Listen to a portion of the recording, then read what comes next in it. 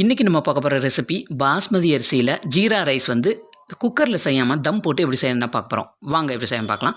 இப்போ ஒரு பேனில் ஒரு 3 டீஸ்பூன் அளவுக்கு நெய் எடுத்துகிட்டு இது கூட கொஞ்சமாக ஆயிலும் சேர்த்துக்கலாம். 4 பட்டை, 4 ஏலக்காய், 4 கிராம்பு இதோட சேர்த்துட்டு 1.25 டீஸ்பூன் அளவுக்கு ஜீரகம் இதோட சேர்த்துக்கலாம். சேர்த்துட்டு நான் பாஸ்மதி அரிசி 20 நிமிஷம் ஊற வச்சு 2 வாட்டி வாஷ் பண்ணி எடுத்து வச்சுக்க. அந்த அரிசி இதோட சேர்த்துட்டு தண்ணி ட்ரை ஆகிற வரைக்கும் நல்லா ஆயிலில் வணக்கி விட்டுடலாம். அதுக்கப்புறமா நான் 1 கப்பு அரிசி எடுத்திருக்கேன். 1 கப்பு அரிசிக்கு நான் தம் போட்டு செய்கிறனால 1க்கு 2 அளவு தண்ணி ஊற்றணும். இதே குக்கரில் செஞ்சால் 1க்கு 1.5 தான் தண்ணி சேர்த்தணும். தண்ணி சேர்த்துட்டு தேவையான அளவு உப்பு போட்டு லிட்டை போட்டு க்ளோஸ் பண்ணி நல்லா கொதிச்சு தண்ணி இந்த அளவுக்கு வற்றணும். வற்றினதுக்கப்புறமா பாருங்கள், இந்த அளவு தண்ணி நல்லா கம்மியானதுக்கப்புறம் மேலாப்பில் கொஞ்சமாக மல்லி இலை தூவிட்டு கெட்டியான டவல் போட்டு மூடி போட்டு 10 நிமிஷம் அடுப்பை சிம்மில் வச்சுருங்க. சூப்பராக ஒன்றோட ஒன்றும் ஒட்டாமல் பாஸ்மதி அரிசியில் தம் போட்டு இந்த மாதிரி செஞ்சால் அருமையான ஜீரா ரைஸ் ரெடி ஆயிடும். இதே மெத்தடில் கீ ரைஸும் பாஸ்மதி அரிசியில் ட்ரை பண்ணி பாருங்கள். இந்த வீடியோ பிடிச்சிருந்தா மறக்காமல் சப்ஸ்கிரைப் பண்ணிடுங்க.